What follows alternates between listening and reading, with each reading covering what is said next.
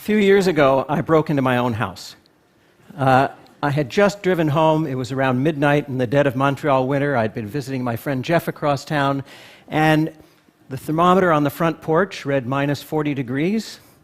And don't bother asking if that's Celsius or Fahrenheit. Minus 40 is where the two scales meet. It was very cold. And as I stood on the front porch fumbling in my pockets, I found I didn't have my keys. In fact, I could see them through the window lying on the dining room table where I had left them.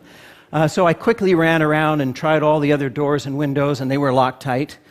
I thought about calling a locksmith. At least I had my cell phone, but at midnight, it could take a while for a locksmith to show up, and it was cold.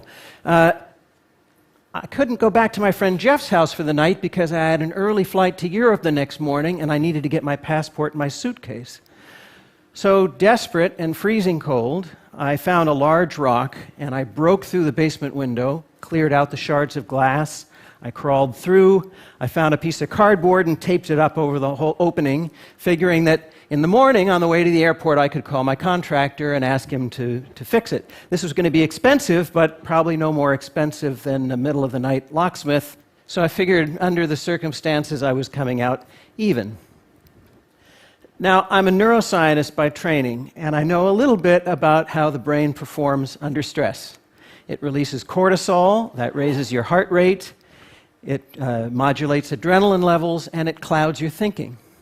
So the next morning, when I woke up on too little sleep, worrying about the hole in the window and the mental note that I had to call my contractor and the freezing temperatures and the meetings I had upcoming in Europe, and with all the cortisol in my brain, my thinking was cloudy, but I didn't know it was cloudy because my thinking was cloudy. And it wasn't until I got to the airport check-in counter that I realized I didn't have my passport.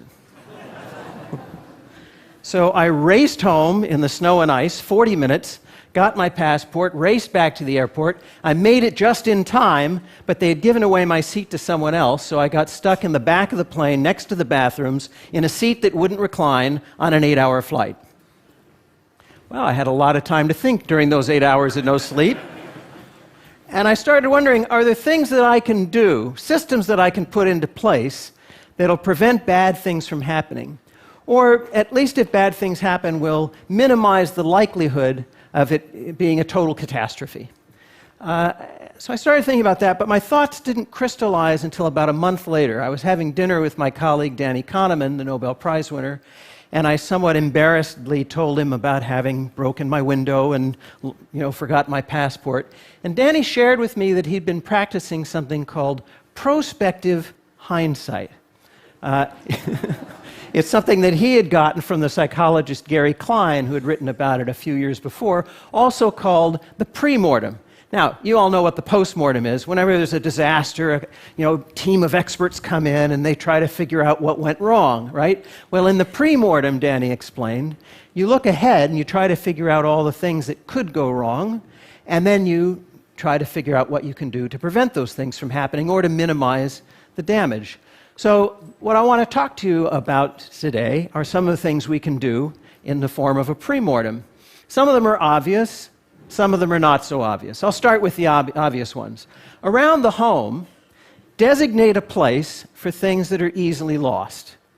Now, this sounds like common sense, and it is, but there's a lot of science to back this up based on the way our spatial memory works. There's a structure in the brain called the hippocampus that evolved over tens of thousands of years to keep track of the locations of important things. Where the well is, where fish can be found, that stand of fruit trees, where the friendly and enemy tribes live. The hippocampus is the part of the brain that in London taxi cab drivers becomes enlarged. It's the part of the brain that allows squirrels to find their nuts. And if you're wondering, somebody actually did the experiment where they cut off the olfactory sense of the squirrels, and they could still find their nuts. They weren't using smell, they were using the hippocampus, this exquisitely evolved mechanism in the brain for finding things. But it's really good for things that don't move around much, not so good for things that move around. So this is why we lose car keys and reading glasses and passports.